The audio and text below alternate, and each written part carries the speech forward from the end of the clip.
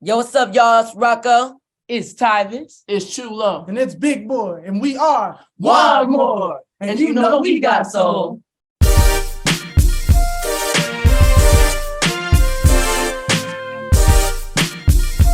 It's been a minute since I've interviewed a new R&B group. We've always supported, the veterans and heard about their story, but this is like the beginning of your story. So it'll be kind of cool just to hear what you guys have in store and, just the groundwork that you guys have put up until this point. Yes, we're very excited for this. Thank you. Absolutely. So I want to get started here. Talk about like the early days for you guys, developing your talents and just how that all kind of came together for you guys. Well, as a group, firstly, we've been singing our whole life, since we were kids, since we were babies. But, we had our first performance together, like when I was 12 years old. On my 12th birthday, we invited a bunch of people over, and our mom was like, we should perform for them. Y'all should. Yeah. Like, I guess, Yeah. we didn't think anything of it. And we decided to sing Can You Stand the Rain? And everybody loved it. You know what I mean? The crowd's reaction was amazing. And our mom was like, y'all should be a group. Yeah. Y'all should be a group. Yeah. Start a group. Yeah. And ever since, we've been going to vocal coaching, doing a lot, taking a lot of voice lessons, and really practicing. And here we are. Yeah. Marriage is 300, all of that. It's a blessing for sure. Definitely. Many more. Yeah, for sure. I mean, you guys have a lot in store, but I'm always curious, like, I know some of you guys may have wanted to go into singing. Was it kind of just everyone had that same vision early on, or did you guys have to convince each other, like, hey, this is what we should be doing? Yeah, we all wanted to sing for sure. Yeah. Definitely. We've all been singing since we were babies and stuff. We were like, we knew we had a talent, you know what I mean? But it wasn't like in our minds to become singers. Then, like, as soon as we did that performance, we were like, yo, this is fun. Amazing. Yeah, we all knew we had that gift. So. Yeah. Well, what's cool is like, it's one thing to sing, by yourself and be gifted that way, but to collectively sing. I know you guys are brother and you guys spend a lot of time with each other, but to sing in cohesion as a group, like, what was that journey like for you guys? It's I'll say it's bittersweet, what I'm saying? Because like there's sometimes, where, we do harmonies and someone maybe a little bit lower than the other. So you're like, come on, y'all, so like it's a process, it's a process. I wouldn't say it's easy. And I wouldn't say it's hard either because, we're brothers and we all know each other's range. So I would say it's bittersweet. It's in the middle. Facts. Right. And I feel like in every group, every member has their like superpower when it comes to vocals. And it might not just be the vocals, it might be the production, the writing, the dancing as well. Like, I guess from you guys, like, what's each of your superpower? Like, what do you feel like is what makes individually what you guys stand out? I would probably say I'm the energetic one. So I bring the energy to the group. We call him the firecracker. Yeah. They say I'm the smooth one and stuff. You got that silky tone. Hey, I appreciate it. I like that title. They call me the cool one. I get all the ladies. So We never called you that. I never call you the cool one. I say that's my superpower. Whatever. Brother. I'm the leader. I'm the oldest of the group. I mean, I'm the oldest in the group, so I'm the leader of the group. And I keep them in check, and keep them from killing each other and stuff. Yeah. So, what I mean? I'm just the guy, the ringleader. Right. It's real cool. You guys were talking about earlier, you guys singing in cohesion and trying to figure out that sweet spot. I guess because you guys are siblings and you guys grew up together, it's easy for you to tell someone like, hey, this is flat, or hey, you're singing too sharp. Like, that's easy for you guys? Yeah, it's definitely easy for us to determine that. It's funny that you say that because if we do a harmony and somebody's flat, we make fun of them. We'll be like, it's flat. That was gross. We start laughing and stuff. It's hilarious. Yeah. Talk about some of your influences growing up, groups or solo artists, because I know you guys, even though you guys grew up together, I'm sure you guys like different things, different artists, different music. Like, just, I mean, individually, what did you guys grow up on? growing up was like, we grew up on listening to old school music. Yeah. Because, you know, our mom, you know, back when we were cleaning and stuff and doing a lot of chores, every single time she did chores or anything like that, she played like old school jams, like Yeah. Mint Condition. That's my Yeah. favorite group. New Edition, Mm. Boys to Men, like a Yeah. whole bunch, even stuff now like Bruno Mars, Chris Right. Brown, like just like Yeah. all the genres of music. And we really just, you know, we picked some stuff up, you know, picked as much up as we could, you know. Mm-hmm. Also, I like to like go to sleep on like music choice. Yeah. Like Mm. old classics, like R&B classics and stuff like that. So I really like go to sleep on like the old stuff. Yeah, So I might remember more old stuff than I know new stuff. So. that's crazy. You know what's funny is at your age, you guys are exposed to all the new stuff as well. So you guys get a different experience on, you know, the how R&B has evolved since, Right. you know, some of the stuff that you guys listened to back in the day versus now. Like, how do you guys kind of like figure out, okay, when you guys are putting the music together, of course you want the elements of what happened in the past because there's a lot of great stuff there, but you guys are so in tune with the youth and what's going on today. Like, how do you guys kind of fuse that together? Well, of course, we keep it wholesome, nice and wholesome, and we Yeah. want that timeless feel. Yeah. That's what we want, Mm. something timeless. And we could combine that with the producers that are out now. It's crazy the way they make the beats and stuff, Yeah. 10 times different. We could combine that with their sound, man. I think that like we're just so appreciative to have like to give people like music to listen to from any age. Like they can be adults or kids. I think that it's an honor, you know. Yeah, I'm gonna talk about your singles shortly because that's how I feel about it too, is like it has that youth element to it, but of course with your vocals, people like myself and older it also captures our attention too. So definitely want to touch on that. But I want to start off before that talking about signing the 300, you guys. Mary J. Blige co-signed you guys and the whole thing. Like, just talk about how that even came about. I know you guys were on your grind for the last couple of years, just developing your talents, developing your sounds. I've talked to some of the vets in the R&B world, and they were aware of you from a long time ago, from like the Tim and Bobs to Troy Taylor. All of them are aware of you, but they didn't know if you guys were serious about this music thing. A couple of years have gone by. You guys are signed now. Just talk about that journey for you guys. Yeah, we started off singing a bunch of old school songs on Instagram, you know, those old covers, and they did great for us. You know, they brought us, you know, put us on the map, you know, as they would say.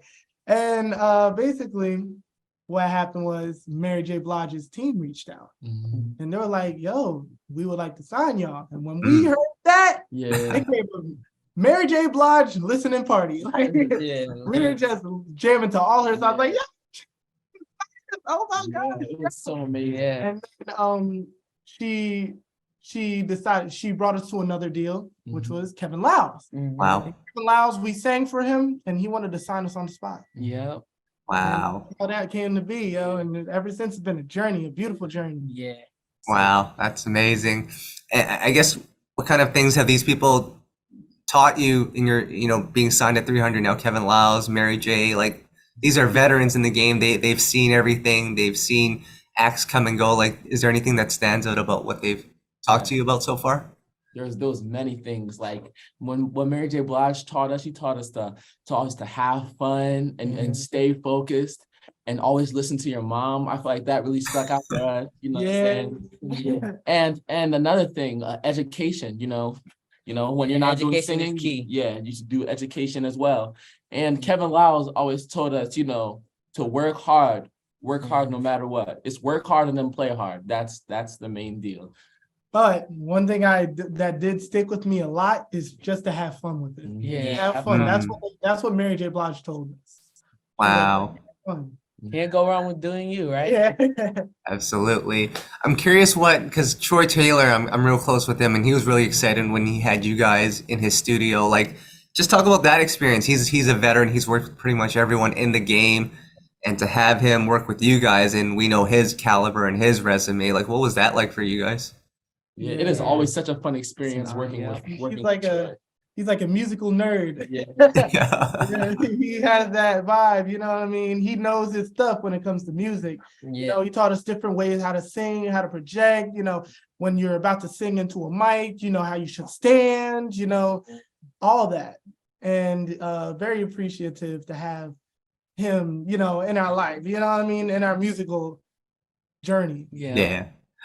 Let's talk about some of the records that you guys have put out so far. Every Pretty Girl in the City was the first one. Yes, sir. It had that very youthful sound to it. Of course, you guys are singing.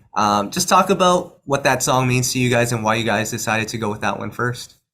I feel like we decided to go with that one because it was like the most hype one, and like coming straight out with that one would like make a really big impact. That's show how I our feel. personality, show like, yo, we coming with this. Yeah. But yeah, what else what did you ask before the first one? You said how it Well, how did it kind of come about for you guys creating Okay. that one? so basically we created we were in the studio kind of procrastinating a little bit. Yeah. Keep that on the down low. But basically we were talking about our celebrity crushes. Yeah. We were talking about our celebrity crushes. We like this girl, that girl, this girl. And Rocco was like, you know what? We need every pretty girl in the city. We need every pretty girl. You know what I mean? And that's how that song came out to be. And we just started vibing off of that idea. Wow. And then, of course, the new single, Mine, it's out in a couple of days. By the time this airs, it might be out by then. But when I listened to that song, like that song to me stood out because that felt like what I'm used to hearing when it comes to R&B. It had that groove to it. Just talk about that one and what has you excited for, you know, getting the people to listen to that one. Man, when that beat comes out, when that beat drops, it's like, what? It makes you want to get up and dance, yo, go crazy. Yeah.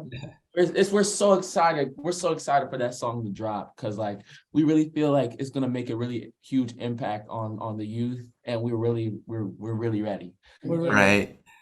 And of course, you guys have an EP coming out as well. Just talk about that overall body of work because we've heard 2 singles. I'm still waiting to hear a ballad from you guys because I know you guys can sing. We got one.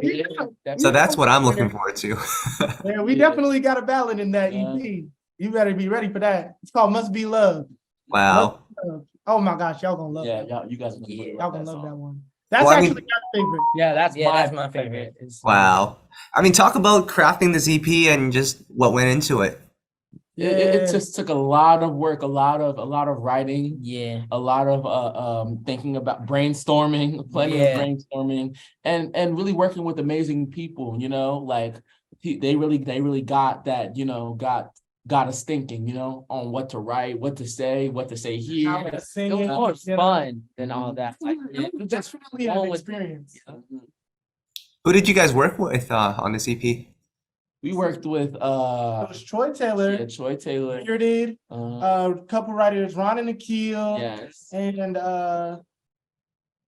Crystal, all that. All those writers, Taylor. there were writers and producers that were just, oh my God. Yes, amazing. Wow. Good. You're awesome.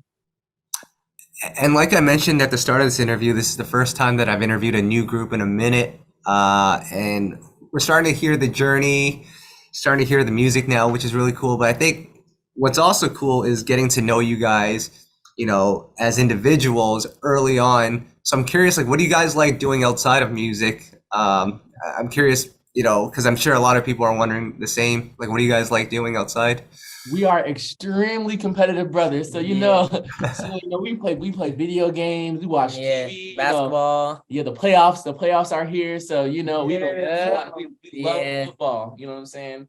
And we just outside of work, you know, we're just regular kids. You know what I'm saying? Yeah. I don't know about regular kid. Crazy. We be having dance battles on the side. Yeah.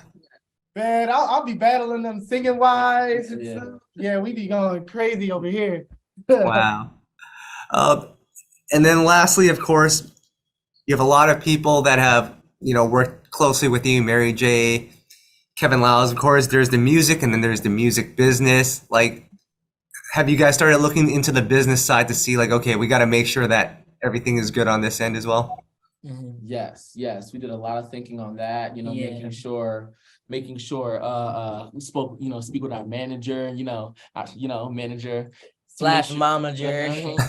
yeah, to make sure everything is right and everything is ready, so, so we can, do this journey, go through this journey as easy and as simple as possible. And have the best time we can. Yeah. Wow. So lastly, guys, who else would you guys want to work with? I know you guys have Troy, and that's my guy, and he's a legend, but who else is on your bucket list right now? So we've been hopping in and out of the studio with Hitmaker.